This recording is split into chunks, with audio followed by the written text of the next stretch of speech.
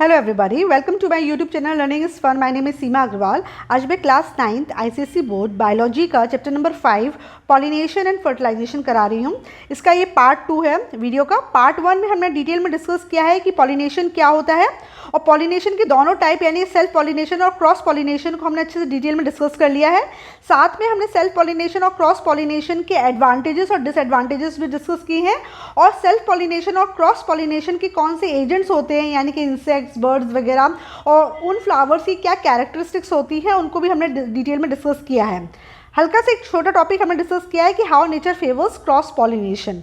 अब हम वीडियो को आगे बढ़ा रहे हैं और पार्ट 2 में हम लोग डिटेल में फर्टिलाइजेशन डिस्कस करेंगे, लेकिन उसके पहले स्वीट पी फ्लावर में किस तरह से पॉलिनेशन होता है और मेज प्लांट में किस तरह से पॉलिनेशन होता है वो हम देखने वाले हैं। तो चलिए आज का टॉपिक स्टार्ट करते हैं।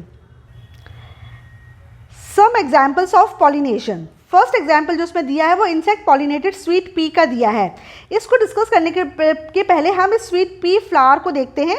जो स्वीट पी का जो फ्लावर होता है बहुत कॉन्स्पिक्यूअस होता है, यानी कि बहुत बड़ा सुंदर सा होता है, अट्रैक्टिव फ्लावर होता है, दूर से ही नज़र आता है।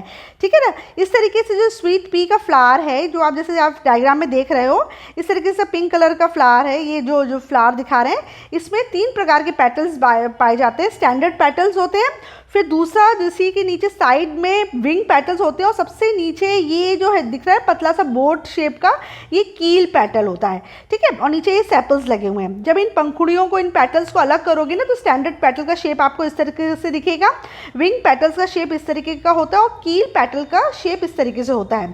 जो कील पेटल होते हैं इसके अंदर आप जो फ्लावर का मेल और फीमेल रिप्रोडक्टिव पार्ट है वो इसके अंदर छुपे हुए रहते हैं, यानी कि एंड्रोशियम और गाइनीशियम जो होते हैं, या आप बोलो कि जो एंथर्स और स्टिग्मा होते हैं वो इस कील पेटल्स के अंदर छुपे हुए होते हैं। ठीक है। जब आप ये सारे पेटल्स रिमूव कर दोगे तो आपको अंदर से इस तरीके से का स्ट्रक्चर देखने को मिलेगा आपको। ठीक है।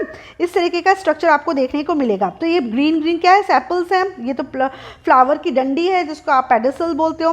ठीक है। एक आपको 2 बंच मिलेंगे, एक ग्रुप में स्टेमन्स हैं बहुत सारे, देखो कितने सारे, 1 2 3 4 5 6 7 8 9, और एक अलग से एक फ्री स्टेमन भी आपको दिखेगा। ठीक है ना। स्टेमन में जो ऊपर का जो हिस्सा होता है वो एंथर होता है और नीचे वाला फिलामेंट होता है। एंथर और फिलामेंट मिलकर स्टेमन बनाते हैं। तो एक स्टेमन तो अलग रहेगा, बाकी 9 का ग्रुप रहेगा जो कि स्टेमिनल ट्यूब के अंदर बंद रहेगा।